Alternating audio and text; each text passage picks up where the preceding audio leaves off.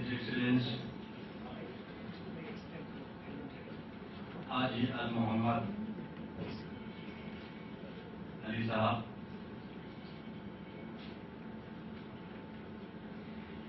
हमारे साथ आए डॉक्टर देवाशीष बाची साहब, IG retired CBI, deputy director CBI, और आपके तमिलनाडु स्टेट में कई वर्षों तक इन्होंने जो सेवा की है। मेरे साथ आए वाइस प्रेसिडेंट खट्टर साहब, mister Surendra Kumar, social activist and joint secretary human rights, Tamil Nadu के वासियों, all India human rights association के सिपाही, मैं कई बार आपके शहर चेन्नई में आया, लेकिन वो आने का मकसद था हमारा बिजनेस। लेकिन आज हम अपने ही लोगों के बीच जो मानवता के लिए, ह्यूमन राइट्स के लिए काम कर रहे हैं, उनके बीच आने का ये पहला मौका मिला। और ये मौका हमें दिया आपके बीच सरदार महबूब साहब ने, मिसेज मैथिली, मिसेज पद्मा जी, मिस्टर अजीम और हमारे जो यहाँ यूनिट के पदाधिकारी हैं, ऑफिसर्स हैं। बहुत ही कम समय में मैं हिज एक्सीलेंस आरकर साहब से इस तरह मुखातिब होकर कहना चाहूंगा कि बहुत ही कम समय में इन्होंने न सिर्फ चेन्नई में बल्कि पूरी तमिलनाडु, केरला, कर्नाटका में सदस्यता अभियान चलाकर लोगों को कौमी हुकूक की जानकारी देने के लिए, उन्हें अवेयरनेस देने के लिए इकट्ठा किया।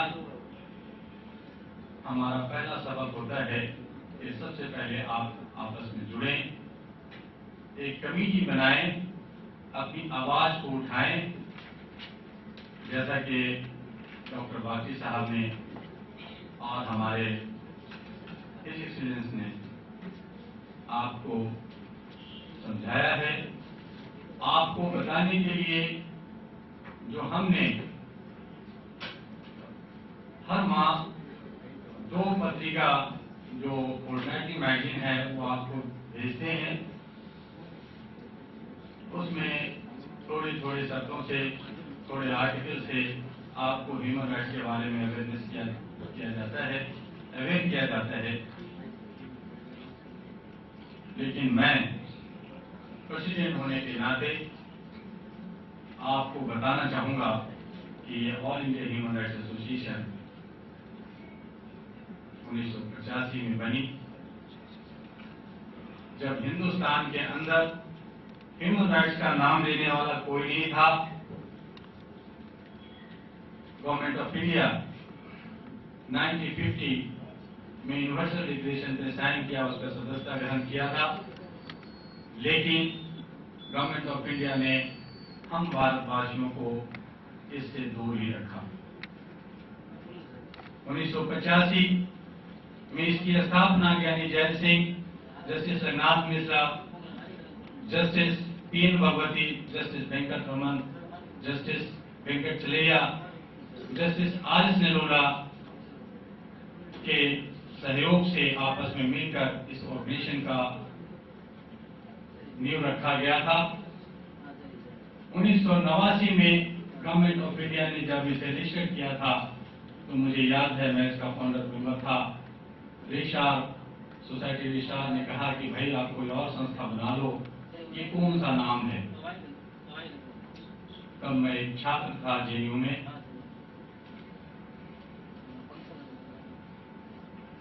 हमने कहा था कि भाई आपका काम है रजिस्ट्रेशन करना, आप कीजिए। तब से लेकर आज तक पूरी भारत में मैं 5 बार सफर कर चुका हूं। भारत के कई पड़ोसी राज्यों में भी जाने का मुझे सौभाग्य मिला। हर तरफ मैंने देखा और महसूस किया है कि ह्यूमन राइट्स, मानवाधिकार, कौमी हुकूक के बारे में अभी मात्र 0.1% ही लोग अवेयर हैं, जानकारी रखते हैं। हम सीधी सीधी तो जानते हैं कि हमें रोटी चाहिए, कपड़ा चाहिए, मकान चाहिए, लेकिन बाकी चीजों से हम महरूम हैं। और जिसका फायदा हमारे जनप्रतिनिधि, पॉलिटिशियंस, भ्रष्ट ऑफिसर्स, ये हमारे सिस्टम में जो दरार डालना चाहते हैं, उसे कमजोर करना चाहते हैं, वो फायदा उठा रहे हैं। मैं नहीं कहता कि सिस्टम हमारा खराब है, लेकिन सिस्टम में काम करने वाले कुछ स्वार्थी लोग जरूर खराब हैं। उन्हें ठीक करने के लिए हमें एक प्लेटफॉर्म पे आना होगा। मुझे किसी तरह का कभी भी कोई मलाल या कोई द्वेष नहीं होता जब कोई ह्यूमन राइट्स के अलग प्लेटफॉर्म पे काम करते हैं या कोई और संस्था पे काम करते हैं। मैं कहता हूं, जहां कहीं भी रहें, जिस भाषा में आप बात करते हो, जिस धर्म से आप जुड़े हुए हो, जिस रंग रूप के आप हैं तो मानव, क्योंकि मानव में ही आत्मा का निवास होता है। मानव अपने मानव को अगर भूल गया, मानव अपने मानव धर्म को अगर भूल गया, तो मेरा मानना है कि वो कोई भी धर्म नहीं मानता, वो तो फिर दानव ही होगा, क्योंकि मानव धर्म से बड़ा कोई धर्म नहीं है।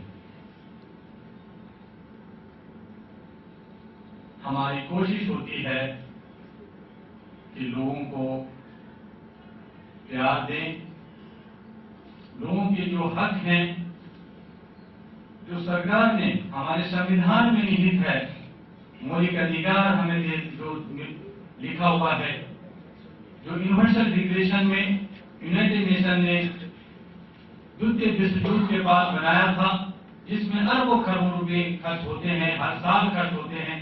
जैसा कि हमारे सदस्य ने कहा कि पार्लियामेंट में हमारे जो जनप्रतिनिधि जाते हैं, करोड़ों करोड़ खर्च कर रहे हैं। उन सब का उद्देश्य क्या है? उन सब का उद्देश्य मानव कल्याण होता है। जो हम भारतवासी हैं, 110 करोड़ की आबादी जो आज रिकॉर्ड में है, रिकॉर्ड से अगर बाहर चले जाएं तो 140 से 145 करोड़ की आबादी हमारे हिंदुस्तान की है।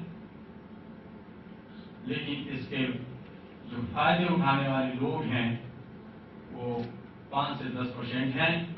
बाकी 99% तो बस 5 साल में एक बार मन से या डर से वोट देकर अपने जनप्रतिनिधियों को पार्लियामेंट में या विधानसभा में भेजते हैं।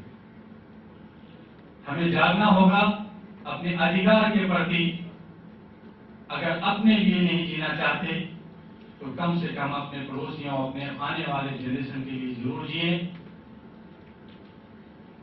उनको हक मिल सके।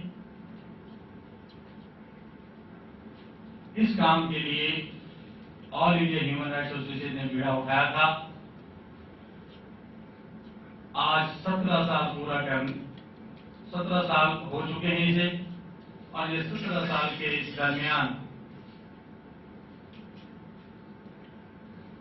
22 राज्यों में इसकी शाखाएं काम कर रही हैं। 18,500 इसके सदस्य हैं। 31 और ये चेन्नई को जोड़ करके